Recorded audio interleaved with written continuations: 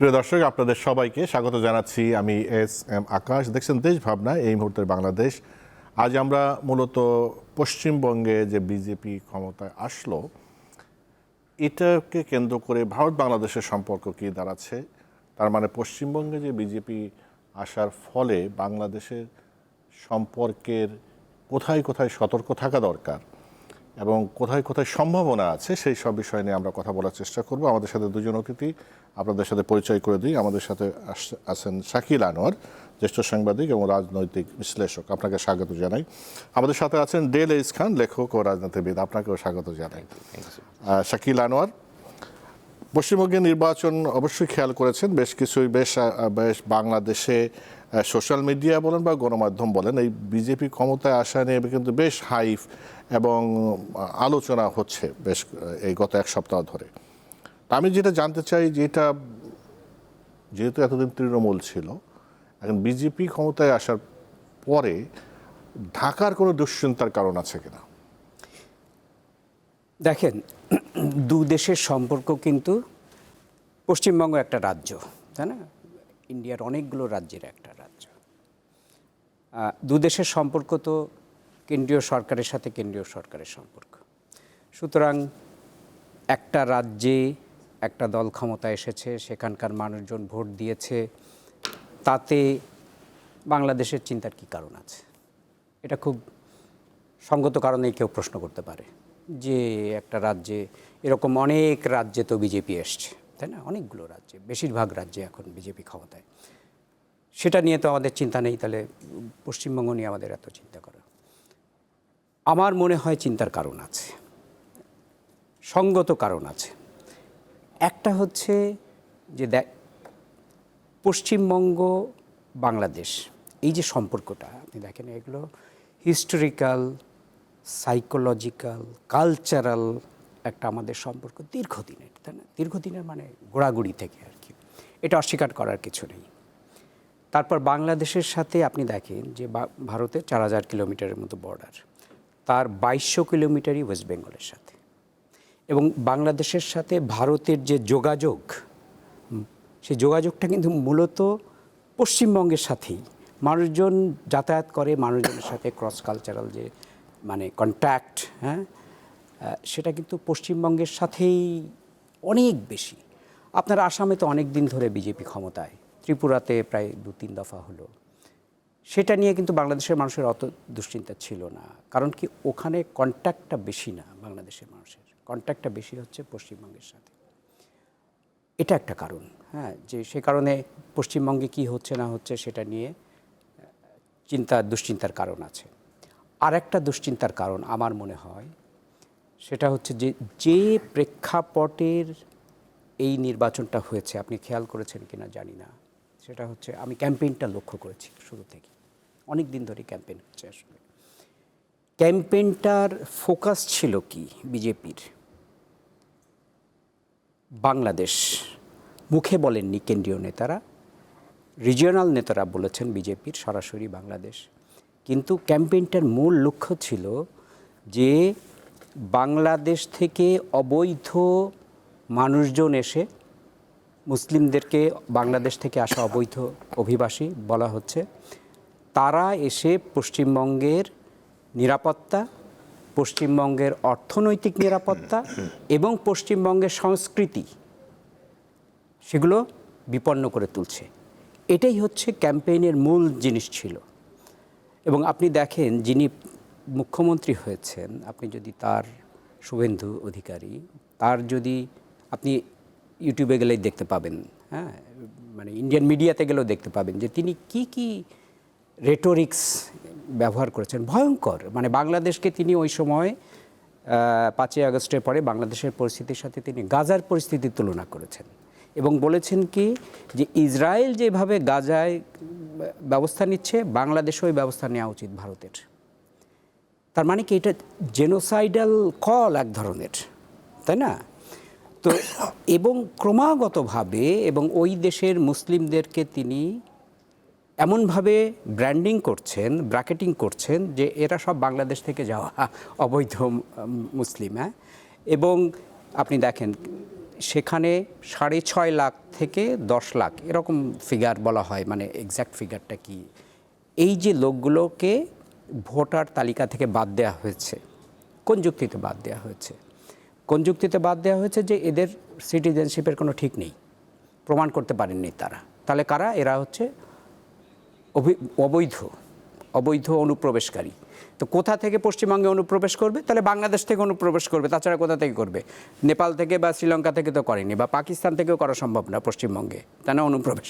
সুতরাং মানে তারা বলেই দিচ্ছেন যে এতগুলো লোক ওখানে ঢুকে গেছে, তো এই লোকগুলোকে তারা বের করে দেবেন। আসামের মতো যদি একটা এনআরসি করে, এবং খুবই সম্ভাবনা আছে, ব্যাপারটা কি হবে তখন? এই যে লোকগুলো এদেরকে যদি ঠেলতে থাকে বাংলাদেশের ভেতরে, এবং খুবই সম্ভাবনা আছে, হ্যাঁ, যে এখানে একটা পুশব্যাক শুরু হবে। পুশব্যাক হয়তো করা খুব কঠিন হবে, কিন্তু করার চেষ্টা করা হবে, কারণ এত কমিটমেন্ট তারা করেছেন ওদের ভোটারদের কাছে, এই সমস্ত কথা তাদের কিছু দেখাতেই হবে। কিন্তু তো এটা করতে থাকলে যেটা হবে কি, এই যে এদেরকে রিফিউজি বানিয়ে এদেরকে ওপেনাইজ করা হবে। ওপেনাইজ করে বাংলাদেশে তাদের অনেক ডিম্যান্ড আছে, বাংলাদেশের কাছে চাওয়ার অনেক কিছু আছে ভারতের, এবং সেই চাওয়াগুলো অনেকগুলোই খুবই সেন্সিটিভ, পলিটিক্যালি সেন্সিটিভ চাওয়া, করিডোর থেকে বলেন বা অন্যান্য কিছু বিষয়। আপনার সেই সেন্সিটিভ চাওয়াগুলো নিতে তাদের তো কিছু চাপাচাপি করা লাগবে না? আগে ওয়াটারকে ওপেনাইজ করা হয়েছে, হ্যাঁ, এখন যদি এই রেফিউজি বানিয়ে ওপেনাইজ করে তাদেরকে ভয় দেখানো হয়, সেই সম্ভাবনা আছে। সুতরাং আমি একটু সংক্ষিপ্তই করছি, আরও অনেক কথা বলার আছে, কিন্তু আমি বলছি যে একদিকে যে সাইকোলজিক্যাল ব্যাপার, আর ডোমেস্টিক পলিটিক্সে আপনি যদি পরে আসেন, আমি এখন বললে অনেক লম্বা হয়ে যাবে, সেটা হচ্ছে বাংলাদেশের ডোমেস্টিক পলিটিক্সের জন্য এটা খুবই। আপনার কাছে আবার আসবো আমি। দিল খান, আপনি কিভাবে স্টাডি করেন? বিশেষ করে শুভেন্দু অধিকারী যিনি মুখ্যমন্ত্রী হলেন, তার বক্তব্য তো আমরা শুনেছি, কি পরিমাণ বিদ্বেষমূলক বক্তব্য তিনি দিয়েছেন। তিনি এখন পশ্চিমবঙ্গের মুখ্যমন্ত্রী হয়েছেন, আপনি কোন ধরনের ঝুঁকি দেখেন? ধন্যবাদ আকাশ ভাই, এবং আমার সহ-আলোচক যিনি আছেন এবং আমাদের এই অনুষ্ঠানের যারা দর্শক আছেন তাদেরকেও ধন্যবাদ জানিয়ে শুরু করছি। পশ্চিমবঙ্গের যে এই নির্বাচনটা হলো, এই নির্বাচনটা খুব সঙ্গত কারণেই বাংলাদেশ অত্যন্ত আগ্রহ ভরে ফলো করছিল। ফলো করার মূল কারণ সেটা হচ্ছে যে এই নির্বাচনের যে কমপ্লেইনটা আছে, যে সম্ভবত এখানে ইলেকশন ইঞ্জিনিয়ারিংয়ের ঘটনা ঘটেছে, এবং এটা মমতা বন্দ্যোপাধ্যায় কিন্তু স্পষ্ট করেই বলেছে। বেশ কিছু ইমিডিয়েট ঘটনা তো আছেই, যেমন ধরেন ইভিএম মেশিনের, মমতা বন্দ্যোপাধ্যায়ের অভিযোগ অনুযায়ী ইভিএম মেশিন দিয়ে যে ভোট নেওয়া হয়েছে, কিছু ইভিএম মেশিনের নাম্বার মেলেনি, মানে যেই মেশিনে ভোট নেওয়া হয়েছে গণনার সময় ভিন্ন মেশিন পাওয়া গিয়েছে। কিছু ক্ষেত্রে তাদের কমপ্লেইন ছিল যে কিছু ইভিএম মেশিনে চার্জ 95 to 97% শো করছে, যার মানে হিসেবে তারা বলতে চাচ্ছে যে 6 থেকে 7 ঘন্টা যদি ভোটে ব্যবহৃত হয় তাহলে এতটা নাকি চার্জ থাকার কথা না। এখন মডার্ন ডে ইলেকশন ইঞ্জিনিয়ারিংটা আসলে এতটা পিস মিলে হয় না, এটা একটু ব্রডার স্পেকট্রামে হয়, এবং বাংলাদেশের মানুষ শেখ হাসিনার শাসনামলে 3টা নির্বাচন দেখার পরে মোটামুটি ইলেকশন ইঞ্জিনিয়ারিংয়ের ব্যাপারগুলো বোঝে। তো সেই প্রেক্ষিতে এই যে ইভিএম নিয়ে যে কমপ্লেইনটা আছে, তার পেছনেও কিন্তু কমপ্লেইন আছে। কি কমপ্লেইন? একটা হচ্ছে এনআরসি, মানে ভারত যে আস্তে আস্তে কোন দিকে আগাচ্ছে, এটা একটা প্যাটার্ন আপনি এই জায়গায় পাবেন। প্রথমে সে এনআরসি অ্যাপ্লাই করলো, যেটা হচ্ছে ভারতীয় কিনা এটা নিশ্চিত করার একটা মেকানিজম। আপনার আধার কার্ড নাই অথবা কোনো কিছু প্রামাণিক দলিল নাই, তার মানে আপনি ভারতীয় না। এমনকি এরকমও এক বৃদ্ধ কথা বলছিল যে 1965 সালের জমির কাগজ তার কাছে চাইছে, তা সে আসলে হতদরিদ্র, তার কোনো জমি নাই, কিন্তু সে একই সাথে এটা প্রমাণও করতে পারতেছে না যে সে তারপরেও ভারতীয়। সো এনআরসি হচ্ছে এই ক্রাইসিসটা ক্রিয়েট করছে, রাইট, যে আপনি ভারতীয় না।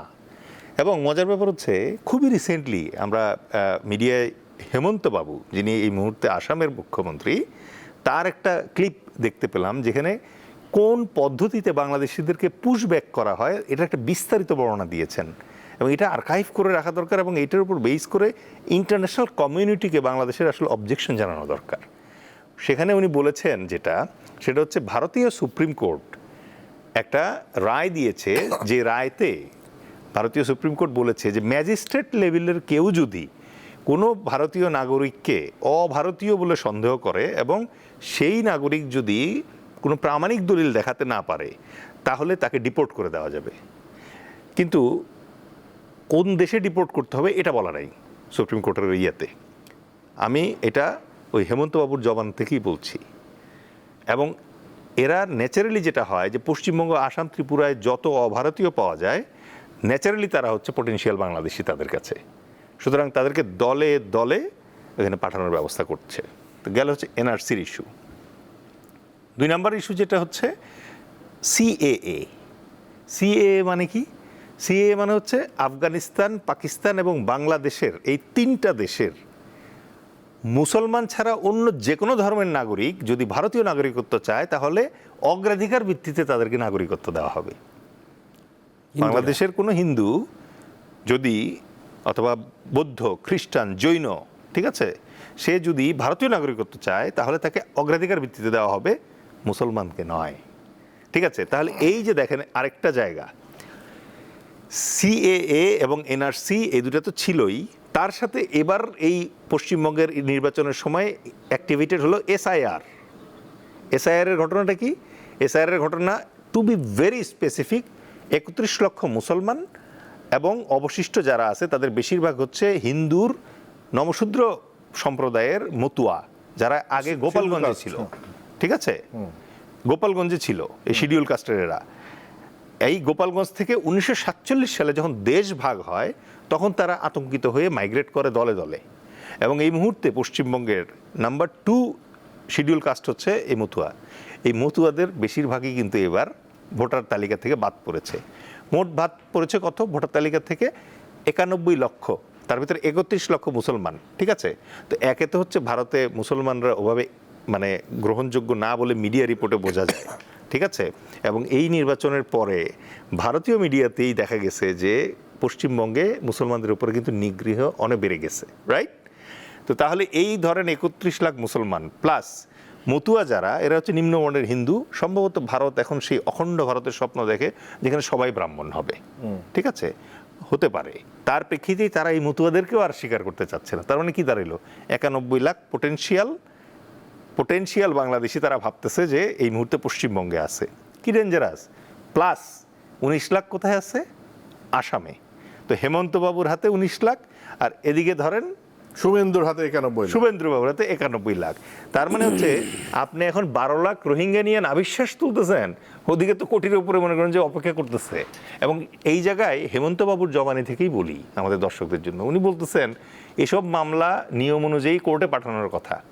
কোর্ট নির্ধারণ করবে যে তার নাগরিকত্ব বাংলাদেশি কিনা, বাংলাদেশকে তারপরে তার কাগজপত্র পাঠাতে হবে। বাংলাদেশ যদি এরপরে নিশ্চিত হয় যে তাকে নেওয়া যাবে, তখন শুধুমাত্র তাকে আইনি পদ্ধতিতে বাংলাদেশে ফেরত দেওয়া যাবে। কিন্তু এই জটিল প্রক্রিয়ায় ভারত সরকার যেতে চায় না। তারা যে অপশনটা খুঁজে নিচ্ছে সেটা হচ্ছে পুশব্যাক। এই পুশব্যাকের প্রেক্ষিতে এই নির্বাচনের পরপরই আমাদের পররাষ্ট্রমন্ত্রী খলিল সাহেব কি বললেন? যে কোনো ধরনের পুশব্যাক সহ্য করা হবে না।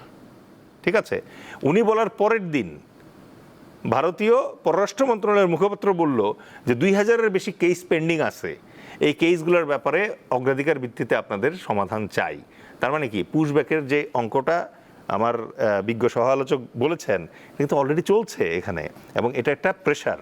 একমাত্র সীমান্তে কুমিরার সাপ ছেড়ে দিয়ে শুভেন্দুবাবু ছেড়ে দিবে আমাদেরকে তা নয়, ময়ূখ রঞ্জনের মতো কিছু লোকজনদেরকেও হয়তো এই 1 কোটির ভেতরে বাংলাদেশের ভিতরে অনুপ্রবেশ করানোর চেষ্টা চলছে। এবং এর ভেতরে আসলেও কেউ বাঙালি আছে কিনা, নাকি শুধুমাত্র আধার কার্ড না থাকার অপরাধে তাদেরকে বাঙালি বলে, বাংলাদেশি বলে বাংলাদেশে প্রবেশ করিয়ে দেওয়ার অপচেষ্টা হবে কিনা, এটা কে নিশ্চিত করবে?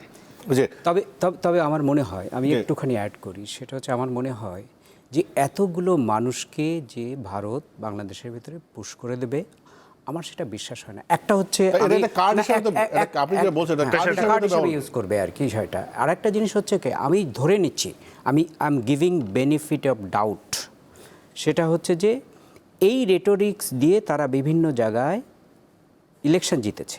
সুতরাং এটা আমি ধরে নিচ্ছি যে তারা ইলেকশন জেতার জন্য এই রেটোরিক্সগুলো করেছেন, হ্যাঁ, ইলেকশনের আগে। তারপর ইলেকশন জিতেছেন, এখন হয়তো তারা কুল ডাউন করবেন আর কি, হ্যাঁ, মানে অনেক বাস্তববাদী হওয়ার চেষ্টা করবেন। আমি বেনিফিট অফ ডাউট, কিন্তু আমার কোনো সন্দেহ নেই যে এই মানুষগুলোকে ব্যবহার করা হবে বাংলাদেশের সাথে দিন দরবারে। সেখানেই হচ্ছে মূল সমস্যা। আর একটা সমস্যা আছে যেটা কিন্তু আমার অনেক বড় সমস্যা মনে হয়।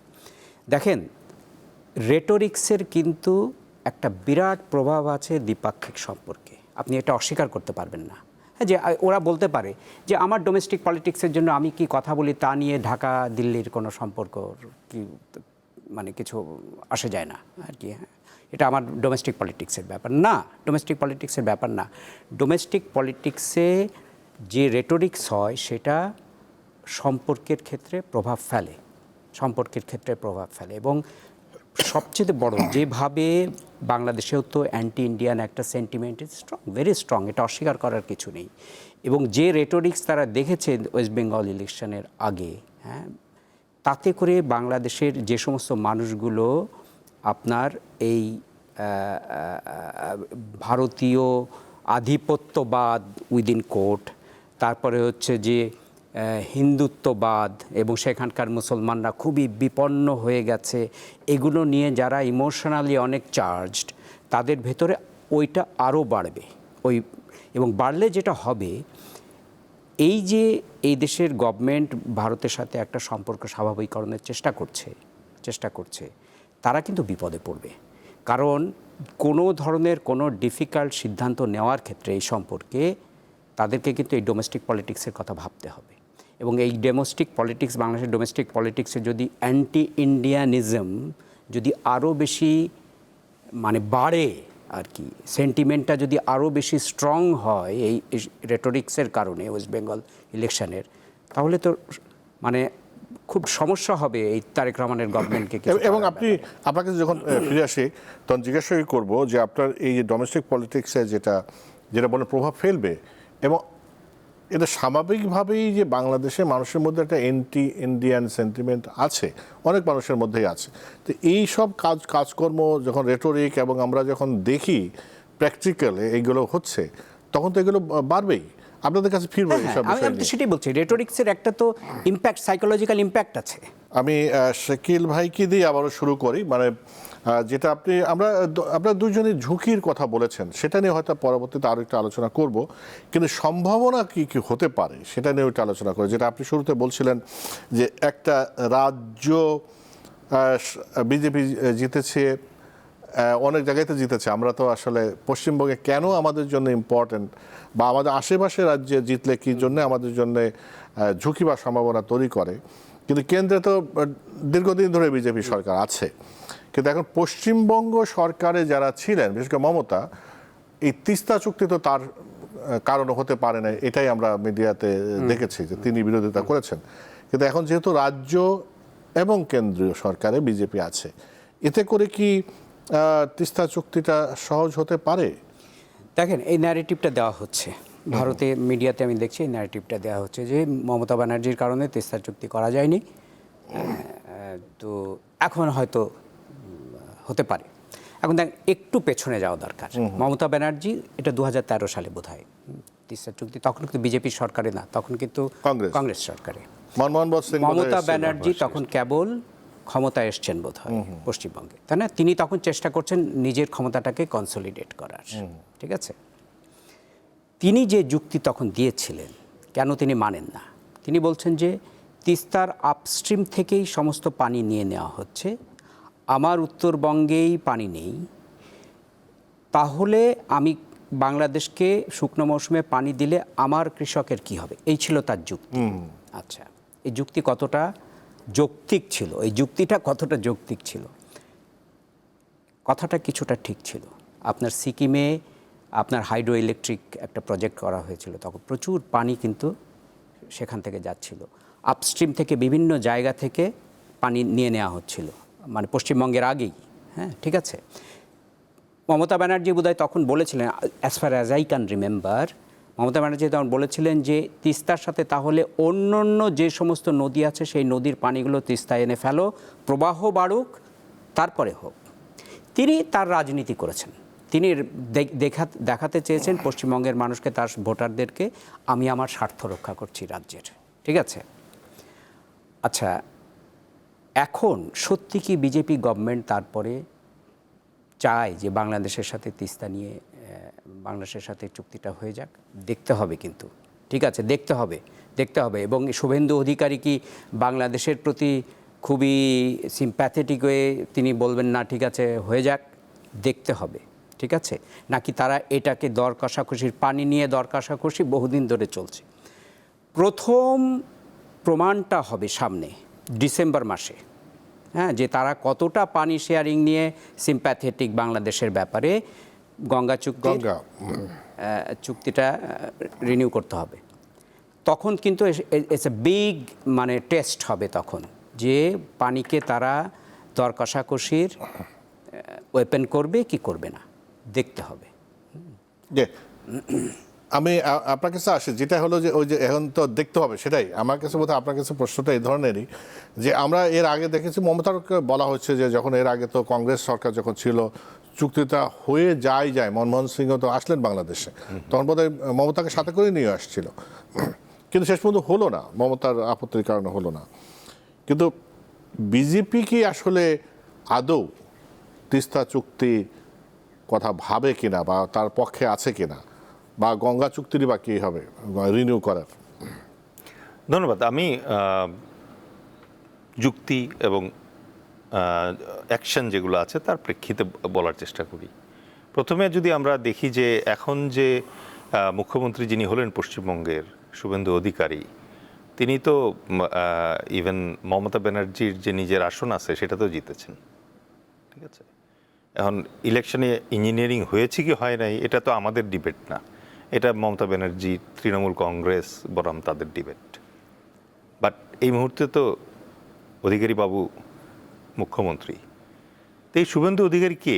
এই শুভেন্দু অধিকারী হচ্ছে সেই ভদ্রলোক যিনি ইলেকশনে জেতার একদিন আগে বললেন যে শেখ হাসিনা হচ্ছে বাংলাদেশের বৈধ প্রধানমন্ত্রী, মিডিয়া অন রেকর্ড। এবং উনি বলেছেন যে শাহজালাল বিমানবন্দরে নাকি রেড কার্পেট থাকবে এবং শেখ হাসিনা নেমে আসবে এবং সবাই স্যালুট দিবে। এখন এই শুভেন্দু অধিকারী আবার অন রেকর্ড ক্যামেরায় বলেছেন যে বাংলাদেশ দখল করতে নাকি মিনিটও লাগবে না তাদের, কয়েক ঘন্টার ব্যাপার না, কয়েক মিনিট কয়েক সেকেন্ডের ব্যাপার। তার মানে ধরেন শুভেন্দু অধিকারী হচ্ছেন সেই রাজনীতিবিদ যিনি এই মুহূর্তে মুখ্যমন্ত্রী, যার মানসপটে এবং মননে মস্তিষ্কে দুইটা জিনিস প্রকট। একটা হচ্ছে বাংলাদেশ দখলের ভাবনা তার মাথায় আছে, আর দ্বিতীয়ত হচ্ছে শেখ হাসিনাকে বৈধতা দেওয়ার ব্যাপারটাও তার মাথায় আছে। সুতরাং উনি তিস্তার পানি, গঙ্গার পানি দেওয়ার সময় কি এগুলো আবার বৈধ করে নিতে চান কি না, এটা তো একটা গুরুতর প্রশ্ন, তাই না? তো 2 দিন আগ পর্যন্ত উনি হয়তো নর্মাল একজন সরকারের বাইরের পলিটিশিয়ান ছিলেন, যিনি একসময় মমতার সাথেও রাজনীতি করতেন। পরবর্তীতে 5 লক্ষ রুপি ঘুষ কেলেঙ্কারির ভিডিও আছে যে উনি নিয়েছেন, এবং তার যে এই ভিডিও আছে, এই ভিডিও নিয়ে স্বয়ং নরেন্দ্র মোদী জনসভায় হাস্যরসও করেছে, যে নেয়ার সময় চেহারা কেমন ছিল তার সেটাও বলেছে।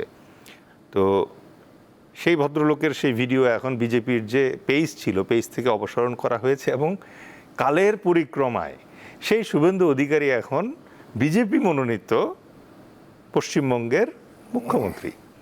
সুতরাং মমতা বন্দ্যোপাধ্যায় যে স্বার্থপরতার শো করেছিলেন যখন মনমোহন সিং 2011 সালে বললেন যে তারা এই তিস্তা চুক্তি করতে চান, আর মমতা বন্দ্যোপাধ্যায় 2026 পর্যন্ত যখন এটাকে ঠেকিয়ে রেখেছেন, তখন মমতা বন্দ্যোপাধ্যায়ও যে বাংলাদেশের খুব ভালো বন্ধু সেটা বলার কোনো সুযোগ নাই। এখন ইলিশ খেয়ে যতই মনে করেন যে গোফে তা দিক ওরা, কিন্তু কাজের বেলায় তো আমরা এখানে ক্ষতিগ্রস্ত হচ্ছি, তাই না? সো এটা হচ্ছে দেখার ব্যাপার যে এই জায়গাটাতে মমতা এবং শুভেন্দু কি আসলে এক বিন্দুতে দাঁড়ান কিনা, সেটা দেখার বিষয় সামনে। দেখেন, 54টা নদী শেয়ার করি আমরা ওদের সাথে, তার ভিতরে 53টা নদী ভারতে উৎপন্ন হয়ে বাংলাদেশে এসছে, আর একটা নদী ফেনী নদী যেটা বাংলাদেশে উৎপন্ন হয়ে ভারতে যায়। এই 54টা নদীর প্রত্যেকটাতে তারা ভারতের ভেতরে বিভিন্ন জায়গায় প্রায় 3,500 বাঁধ দিয়েছে। এই যে মমতা বললেন না যে আমার তিস্তায় তো পানি আসে না, এই বাঁধ কোথায়? এই বাঁধ মমতার পশ্চিমবঙ্গের উত্তরে। ঠিক আছে, সুতরাং উজানের দেশ হিসেবে ভারত যে পরিকল্পনা করেছে যে পানিকে ওয়েপনাইজড করা এবং একটা ওয়াটার টেররিজম লঞ্চ করা, এটা তো এই বিজেপি গভর্নমেন্টই তো চালাচ্ছে। হঠাৎ করে পশ্চিমবঙ্গের ক্ষমতার পালাবদলে তো এই ওয়াটার টেরোরিজমের যে স্ট্র্যাটেজি তারা ফলো করছে তাতে কোনো গুণগত পরিবর্তন আসবে কি না এটা নিয়ে আমাদের গভীরভাবে ভাবতে হবে। কারণ তাদের প্রিয় শেখ হাসিনা যখন ক্ষমতায় ছিল তখনও তারা এখানে কোনো ছাড় দেয়নি। ঠিক আছে, সুতরাং এই জায়গাটাতে আপনি শুধুমাত্র গঙ্গা চুক্তি এবং তিস্তা চুক্তি, এই 54টা নদীর ভিতরে তো এই মাত্র 2টাই আছে, কুশিয়ারা এবং আর কয়েকটার ব্যাপারে কথা আগাইছে। বাকি যে 50টা আছে এগুলো নিয়ে তো কোনো চুক্তিই নাই। ঠিক আছে, সুতরাং বাংলাদেশকে এই জায়গায় গভীরভাবে ভাবতে হবে। কি ভাবতে হবে? সেটা হচ্ছে যে পানি হচ্ছে আমাদের প্রাণ। আমাদের তেল নাই, আমাদের হীরা নাই, আমাদের স্বর্ণ নাই, আমাদের কিন্তু সম্পদ বলতে হচ্ছে এই সুপেয় পানি। সুতরাং এই পানির জন্য আমাদেরকে এই জায়গায় টোটাল বেসিন যেটা আছে এই বেসিন ওয়াইজ ভাবতে হবে। পাকিস্তানের সাথে ভারতের যখন 6টা নদীর লেনদেন হয়, 3টা ভারত থেকে পাকিস্তানে যায়, 3টা পাকিস্তান থেকে ভারত। সেই নদীর বন্টনের পানি বন্টনের সময় কিন্তু সে যখন বলে যে আমি বাদ দিয়ে পানি বন্ধ করে দিব, তখন কিন্তু রাফাল বিমান হারাইতে হয় তাদেরকে। ঠিক আছে, সেই জন্য দেখবেন পাকিস্তানের সাথে তাদের পানি নিয়ে সংকট কিন্তু মুখে কথায় গড়ায়, কিন্তু বাঁধে ইট পড়ে না, সিমেন্ট পড়ে না। ঠিক আছে, চীনের সাথে দাদাগিরি করে পারা যায় না কেন? কারণ চীন হচ্ছে আবার ভারতের উজান। সুতরাং চীন যখন ওখানে ড্যাম দিবে তখন কিন্তু এদিকের পানি আরও কমে যাবে। ঠিক আছে, সুতরাং চীনের সাথে ওই সমস্যাটা তার নাই। আর এদিকে তো ধরেন দক্ষিণ তিব্বত দখল করেই আছে চীন, যেটাকে ভারতীয়রা বলে অরুণাচল। এখন এই জায়গাটায় এসে আপনি যে প্রশ্নটা করলেন যে পজিটিভ কিছু আমরা দেখতে পাবো কিনা, যতদিন পর্যন্ত মুখ্যমন্ত্রী মূর্খমন্ত্রীর মতো কথা বলা বন্ধ না করবে ততক্ষণ পর্যন্ত আসলে এটা ভাবাই কঠিন। আগে যেটা বলেছিল মানে সরকার, দিল্লি যেটা বলেছিল যে কেন্দ্র চায় তিস্তা চুক্তি করতে, রাজ্য চায় না, সুতরাং আটকে গেছে। এখন তো কেন্দ্র আর রাজ্য একই সরকার, তাই তো? তো এই জন্যই অনেকে ভাবতে শুরু করেছে যে তাহলে বোধহয় এবার পজিটিভ কিছু আসবে। কিন্তু আমার ধারণা যে ডিসেম্বর দিয়েই আসলে আমাদের দেখতে হবে, যেটা শাকিল ভাই বলেছেন যে আমাদের দেখতে হবে। যেটা শাকিল আনোয়ার যেটা জানতে চায় সেটা হলো ভারত যে বাংলাদেশের উপর দাদাগিরি করে এটা তো আমরা সবাই জানি। মানে যেটা বলছে পাকিস্তানের সাথে অত দাদাগিরি করে মানে করে উঠতে পারে না, চীনের সাথে পারে না, বাংলাদেশের সাথে পারে। এবং কেন পারে? তারা এই দেশে তাদের মতো করে একটা সরকার তৈরি করে রেখেছিল এতদিন, সেই জন্য দাদাগিরি করার একটা তারা করতে পেরেছে। এখন যেহেতু তাদের সেই সরকার নাই, এখন জনগণের নির্বাচিত একটা সরকার আছে, তাদের তাহলে অন্য অন্য অস্ত্র যেটা আপনি বলছেন এই যে সেই যে ভোটার তালিকা থেকে মুসলমানদের বাদ দেয়, 91 লক্ষ মুসলমানদের, এটা একটা কার্ড হিসাবে ব্যবহার করতে পারে। তো সেটা যদি করে এবং একদিকে নির্বাচিত সরকার, এদিকে পশ্চিমবঙ্গে বিজেপি, কেন্দ্রে বিজেপি, এই যে বাংলাদেশে যে কূটনৈতিক সম্পর্ক নতুন করে তৈরি হওয়ার ক্ষেত্রে বাংলাদেশ কি কি করতে পারে? দেখেন, প্রথম কথা হচ্ছে যে আমি পানির কথা হচ্ছিল তো, পানির চাইতে আমার কাছে মনে হয় বাংলাদেশে ভারত বিরোধিতার পেছনে যতগুলো কারণ আছে, একটা হচ্ছে যে একের পর এক ইলেকশন তারা লেজিটিমেসি দিয়ে গেছে, তাই না? অবৈধ ইলেকশনকে লেজিটিমেসি, এটা একটা বড় কারণ ছিল। আরেকটা কারণ কিন্তু আমি দেখেছি মানুষের সাথে কথা বলে বা আমি বিভিন্ন কাজ করতে গিয়ে, সেটা হচ্ছে এই যে বর্ডার কিলিংটা, এটা কিন্তু সাংঘাতিকভাবে এদেশের মানুষকে ভারত বিরোধী করে তুলেছিল। যে আমরা এত বড় বন্ধু বলছি, কিন্তু তাহলে বর্ডারে এত মানুষ মারা যাচ্ছে কেন, গুলি করে দিচ্ছে কেন আমাদেরকে, তাই না? এরকম বন্ধু কথাটা বলা বাদ দিলে কেমন হয়? না, সেটাই আমি বলছি যে না, তখন তো এই ন্যারেটিভটা ছিল না আমার সবচেয়ে বড় বন্ধু। কিন্তু তাহলে বন্ধু যদি হয় তাহলে মানুষকে মেরে দিচ্ছে কেন? আমি ধরে নিলাম তারা অপরাধী ছিল, তারা অবৈধভাবে যাচ্ছিল বা স্মাগলিং করছিল, গুলি করে দিতে হবে তার জন্য, মানে ব্যাপারটা এরকম ছিল। এখন দেখেন, আমার রেটোরিক্স দেখে, ওয়েস্ট বেঙ্গলের ইলেকশনের ক্যাম্পেইনের রেটোরিক্স দেখে, শুভেন্দু অধিকারীর রেটোরিক্স দেখে, এবং শুভেন্দু অধিকারীর যিনি বস অমিত শাহ, তার যে রেটোরিক্স, সেগুলো দেখে আমার মনে হয় যে তারা বাংলাদেশ বর্ডারকে একেবারেই সিকিউরিটির প্রিজম দিয়ে দেখবেন আরও বেশি। এটা যে একটা দীর্ঘদিনের একটা অন্য ধরনের সম্পর্ক, এই যে পশ্চিমবঙ্গের সাথে বাংলাদেশের হিস্ট্রিক্যাল সম্পর্ক, কালচারাল সম্পর্ক, এইগুলো তারা একেবারেই মাথায় নেবেন না। তারা একেবারেই সিকিউরিটি প্রিজম দিয়ে দেখবেন, এবং সে কারণে দেখবেন যে এই বর্ডারটা আরও বেশি ভোলাটাইল বলবো না আমি, আরও বেশি মানে বিপজ্জনক হয়ে পড়ছে মানুষের জন্য। তো এটা একটা বড় ফ্রিকশনের কারণ হবে। কিন্তু এখন আপনি বলছেন যে বাংলাদেশ কি করতে পারে, আমি সে প্রসঙ্গে আসি।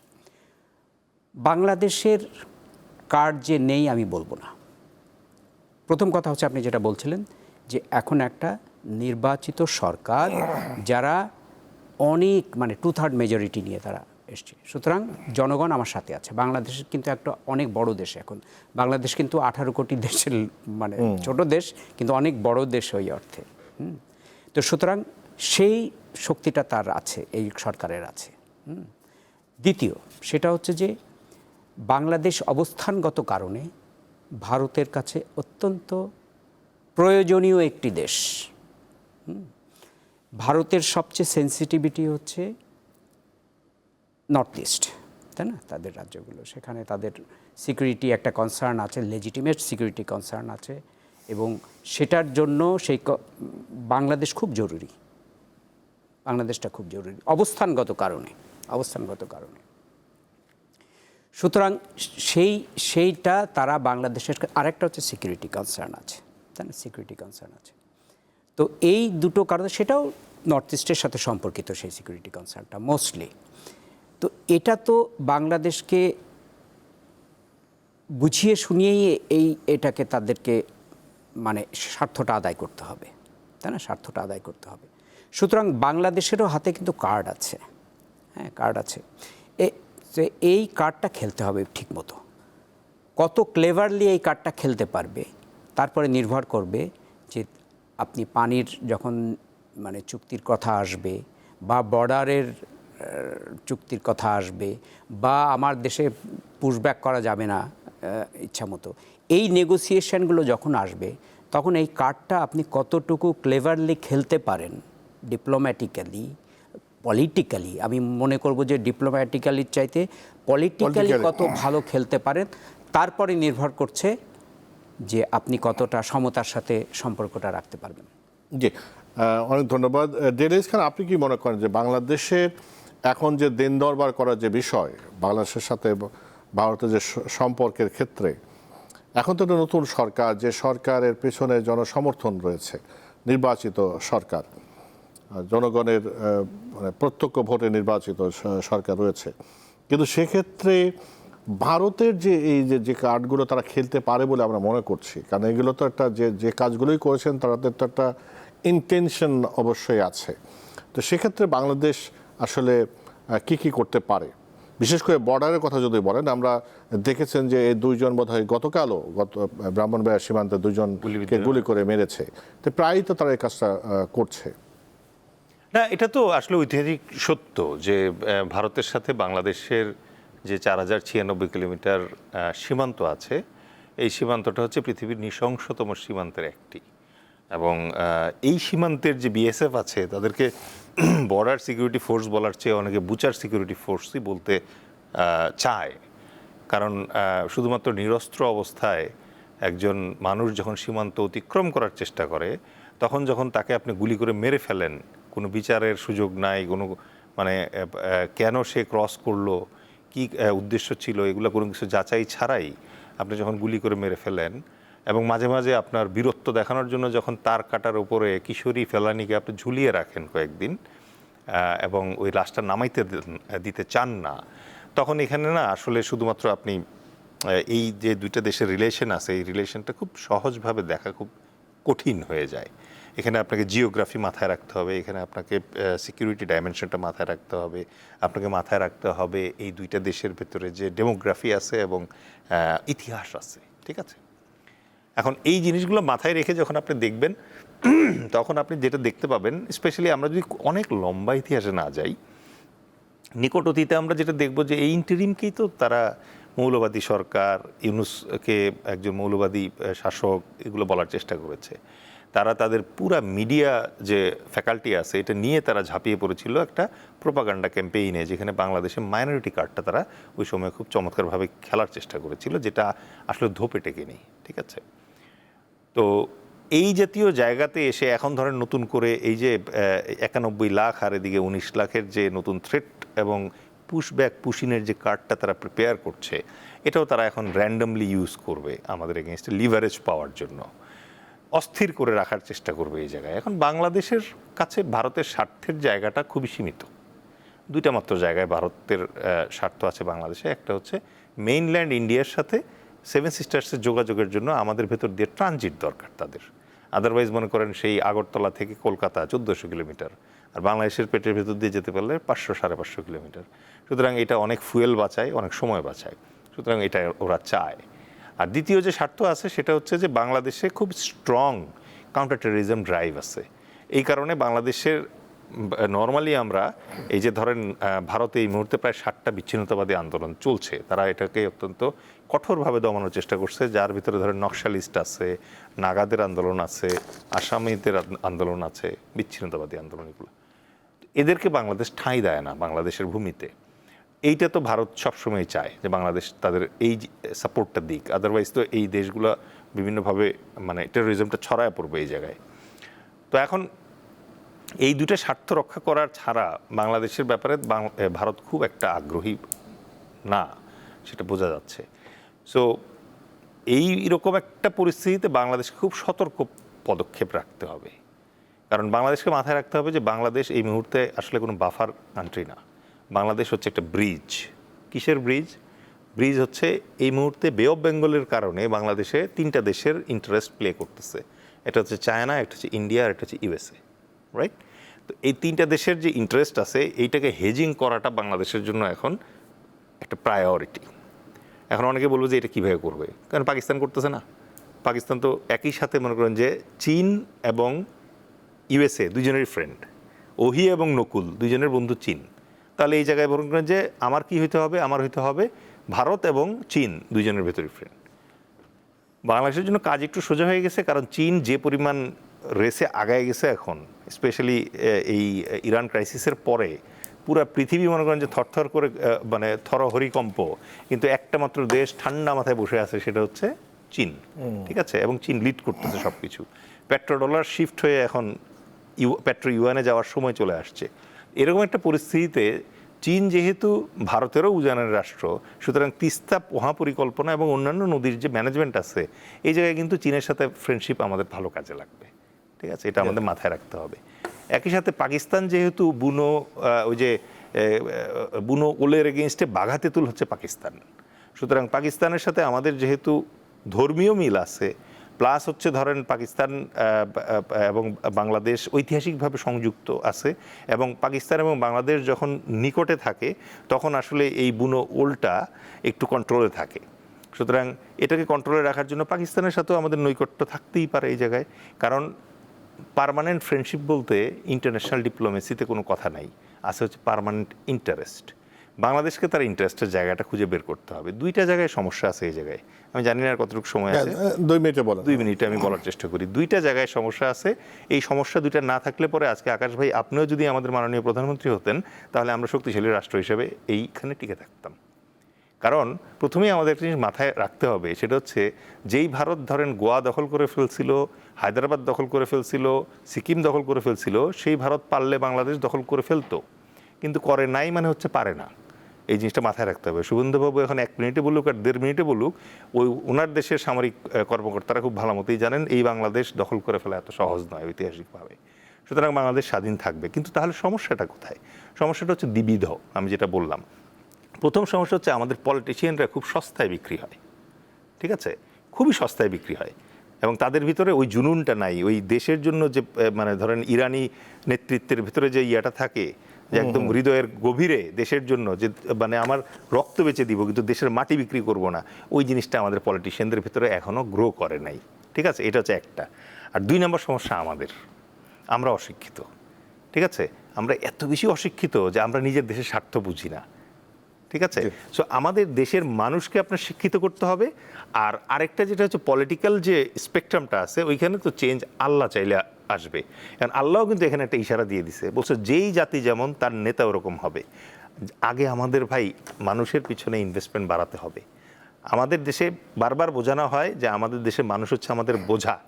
গণচীনে কিন্তু মানুষ বোঝা না।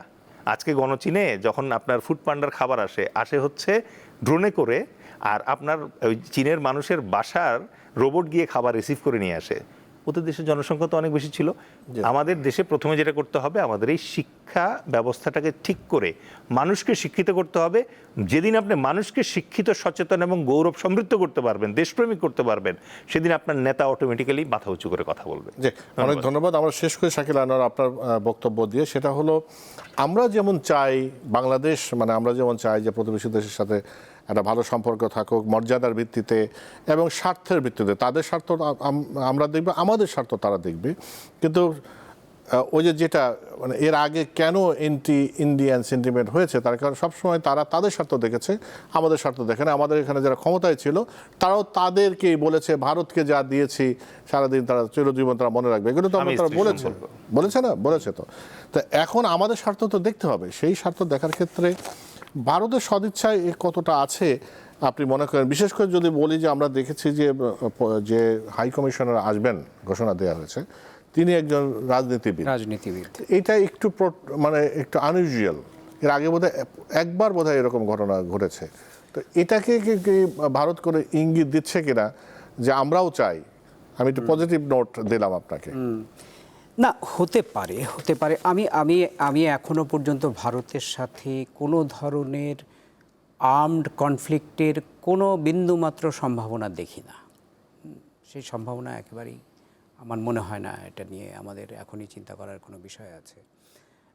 সেটা হচ্ছে ভারত যেটা হয়েছে, ভারত এখন বিশেষ করে 2014 সালের পর থেকে তারা তাদের ফরেন পলিসি ডক্ট্রিনে বা একটা চেঞ্জ আসছে তাদের, আমি দেখতে পারি। সেটা হচ্ছে যে ভারত কিন্তু আগে আপনার সব কিছু এক ধরনের নেগোসিয়েশনের মাধ্যমে একটা সফট কাইন্ড অফ তাদের ফরেন পলিসি ছিল, তাই না? এই 2014 সাল থেকে তাদের ভিতরে এক ধরনের অ্যাগ্রেসিভ, 2014 না 24? 2014 সালের পর থেকে, তাই না, বিজেপি আসার পর থেকে কালে কালে তাদের ফরেন পলিসিটাকে একটা অ্যাগ্রেসিভ ফরেন পলিসিতে নিয়ে যাচ্ছে আর কি। তারা দেখেন, তারা কানাডায় যে তারা মেরে ফেলার চেষ্টা করছে, যেটা ইসরায়েল করে বা সিআইএ করে, সেটা মানে ইন্ডিয়া করার চেষ্টা করছে। আপনি চিন্তা করেন, মানে সাংঘাতিক ব্যাপার। আর সেখানে তো মানে অন্যান্য আশেপাশের দেশ কিছুই না। তাহলে আশেপাশের ছোট দেশগুলোকেও তারা যেভাবে হাত মুচড়ে সমস্ত কিছু নেওয়ার চেষ্টা করছে, এটা তো মানে এই যে অ্যাসার্টিভ আপনার ফরেন পলিসি, এখন এটা বিরুদ্ধে আমাদের মতো দেশগুলো কি করতে পারে? আমাদের মতো দেশগুলো ওই যেটা বললাম, আমাদের একমাত্র ইন্স্যুরেন্স হচ্ছে আমাদের গুড পলিটিক্স বলতে আমাদেরকে এখন যে সরকারই আসুক না কেন দেখাতে হবে যে দেখো এটা আমরা জনগণের সরকার। সুতরাং জনগণের সরকার, আমরা জনগণকে নিয়ে নেগোশিয়েট করব। তোমরা বলে দিবা আমরা সেটা হবে না, এটা হবে না। মানে আমাদেরকেও, আমি যেটা জনগণ কি চাচ্ছে আমাদেরকে সেটা সরকারকে প্রাধান্য দিতে হবে, একইভাবে অ্যাসার্টিভ হতে হবে এবং আমাদের ডিপ্লোম্যাটিক ক্যাপাসিটি অনেক বাড়াতে হবে। আমাদের নানা ধরনের যে সমস্ত বিষয়ে আমরা ভারতের উপরে অনেক বেশি মানে ডিপেন্ডেন্স আমাদের আছে, যেমন এনার্জি একটা বড় জিনিস হয়ে যাচ্ছে আস্তে আস্তে। এনার্জি ডিপেন্ডেন্সটা কী কারণে যেন ভারতের উপরে এভাবে বেড়ে গেল মানে জানি না, মানে গত 10-15 বছরে। সেখানে আমাদের ডাইভার্সিফাই করতে হবে। হ্যাঁ, পানির এই বন্টনের বিষয়টা খুবই গুরুত্বপূর্ণ। সুতরাং এখানে আমরা যদি চীনকে আনতে পারি, চীন আবার এটা নিয়ে কথা হয়েছে। হ্যাঁ, তারা হচ্ছে যে আরও উঁচুর আপনার দেশের। সুতরাং আমরা যদি এখানে তাদেরকে এনে ফেলতে পারি এই নেগোসিয়েশনে, এভাবেই আমাদেরকে আসলে ভালো ডিপ্লোম্যাসি, ভালো পলিটিক্স দিয়ে এটাকে ম্যানেজ করতে হবে। এছাড়া আমি কোনো রাস্তা দেখি না এবং পাবলিককে সাথে নিয়ে, আপনি পাবলিককে বাদ দিয়ে আপনি এই দ্বিপাক্ষিক রিলেশনশিপের সমস্ত চুক্তি করবেন, এটা হবে না। এটা হলেই তখনই আপনার সমস্যা হবে। কিন্তু পাবলিককে সাথে নিয়ে ওপেনলি ট্রান্সপারেন্টলি সব কিছু করতে হবে এখন। জি, আজ এ পর্যন্ত। শাকিল আনোয়ার, আপনাকে অনেক ধন্যবাদ। DLS খান, আপনাকে অনেক ধন্যবাদ। প্রিয় দর্শক, আপনাদের অনেক ধন্যবাদ আমাদের সঙ্গে থাকার জন্য। আজ এ পর্যন্তই। আপনারা সবাই ভালো থাকবেন।